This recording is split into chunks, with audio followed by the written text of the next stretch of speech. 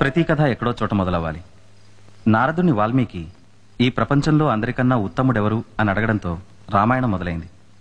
సూత మహర్షి తన శిష్యులకి మాటల మధ్యలో చెప్పిన కథతో మహాభారతం మొదలైంది.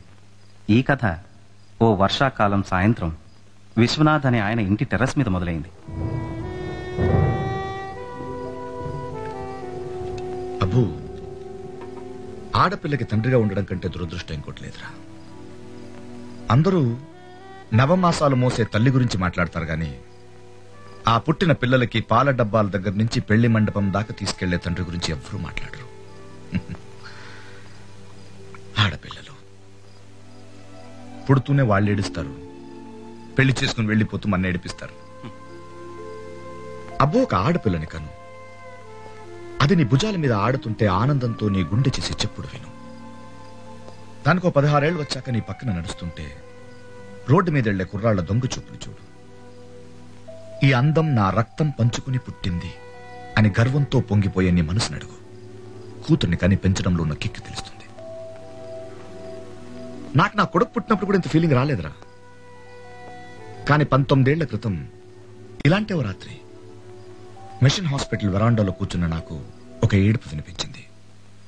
ఆ ఏడుపు నా జీవితాన్నే మార్చేసింది. అంజలి పుట్టిందిరా. ఆ తర్వాత నాకు టైమే తెలియలేదు. ఫారెక్స్ డబ్బాలు, పోలియో చుక్కులు, స్కూల్ బ్యాగులు. తనకి 8 ఏళ్ళు ఉన్నప్పుడు స్కూలుకు తీసుకెళ్తూ ఐస్ క్రీమ్ కొనిచ్చాను. నాన్నా, నేను రోజు ఐస్ క్రీమ్ తినాలంటే నీకెంత జీతం రావాలి అని అడిగింది. అలా అడిగిన సంవత్సరం తర్వాత తన స్కూల్ పక్కన ఉన్న ice cream parlour కొనేశాను.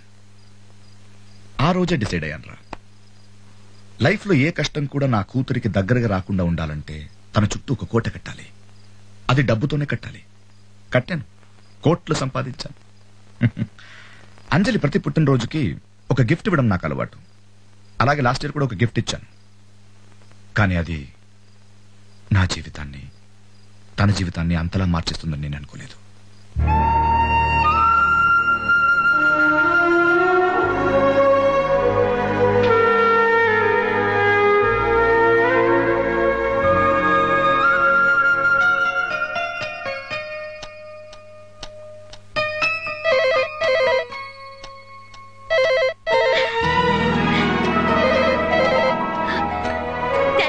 Hi Anju, నీ గోల్డ్ ఫిష్ ఎలా ఉంది? నేను ఎక్వేరియం దగ్గర ఉన్నానని నీకెలా తెలుసు? నా అంజు వాళ్ళమ్మ కడుపులో ఉన్నప్పటి నుంచి నాకు తెలుసు. అంజలి కూడా వాళ్ళ డాడీ ఎక్కడున్నాడో తెలుసు. ఎక్కడున్నాను? ఢిల్లీలో. మీటింగ్ అయిపోయి హోటల్ కి వచ్చి రూమ్ నుంచి ఫోన్ చేస్తున్నారు, రైట్? రాంగ్. ఢిల్లీ మీటింగ్ అయిపోయి ఫ్లైట్ లో హైదరాబాద్ కు వచ్చి ఇప్పుడు నా బంగారు తల్లి బెడ్రూమ్ కిటికీ కింద నిలబడి మాట్లాడుతున్నాను.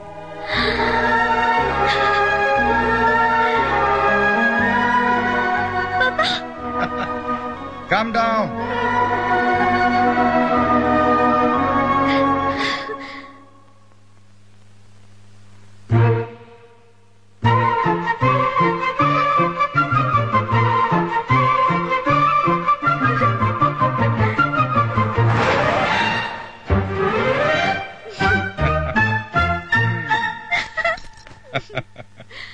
Many happy returns of the day. Thank you. Shall we go for a drive? Well, వద్దా?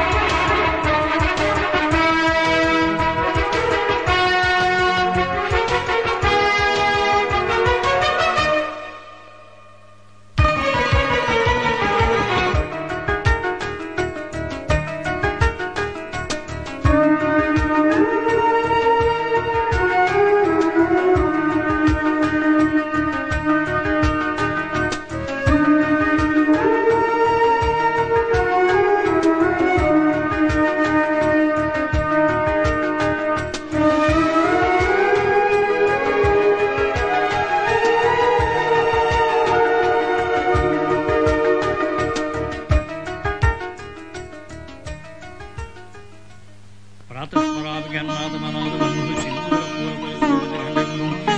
వికిన పరిఖండన సండదండ మాఖండలాది సునాయక బృంద మధ్యం సర్వం స్థూలం తనుం గజేంద్రవదనం లంబోదరం సుందరం ప్రస్యజన్మదులుబ్ధవ్యాలోల గంట స్థలం.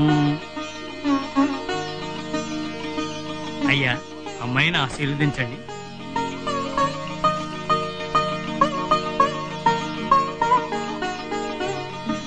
ఏమని దీవించావు? గమ్మున పెళ్ళవ్వాలని. పాస్ అవ్వాలని దీవించు. పెళ్ళదేముంది, చేస్తే 4 గంటలు పడుతుంది అంతే. పరీక్ష కూడా అంతే కదా నాన్న, రాస్తే 3 గంటలే పడుతుంది.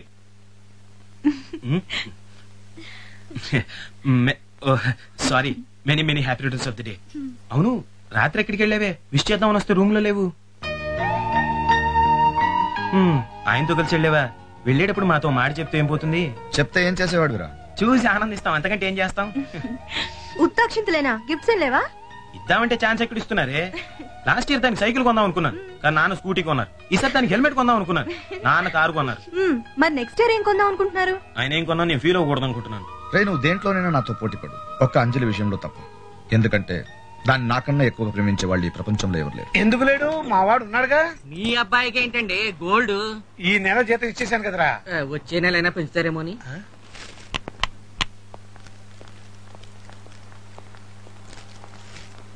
లక్ష్మీం క్షీర సముద్రాతనయం శ్రీరంగధామేశ్వరం దాసి భూత సమస్త దేవనితాం లోకైక దీపాంకరం శ్రీమన్. హలో, ఎరా ఆయన ఉన్నారా? అమ్మగారు ఏంటండి? అర్జెంట్ గా 1000 రూపాయలు కావాలి, నీకిచ్చి పంపమను. 1000 అండి? ఆయన లేరండి. పొద్దున్న లేచినప్పటి నుంచి డబ్బులు డబ్బులు అంటే ఒకటే నస. ఈ అనగానే ఇవ్వడానికి ఇది ఏమైనా ఒకటారండా? 1000 ఇవ్వడానికి అంత తీసుకుంటారేంటండి? ఇంత పెద్ద షాప్ పెట్టుకుని. ఏంట్రా పెద్దది? షాపు పౌడర్ డబ్బా అంతుంటే లోన్ పామాయిల్ డబ్బా అంతుంది. నెల నెల వడ్డీ కట్టేసరికి తాతలు దిగొస్తున్నారు. వాళ్ళు పై ఫ్లోర్ లో ఉంటారండి.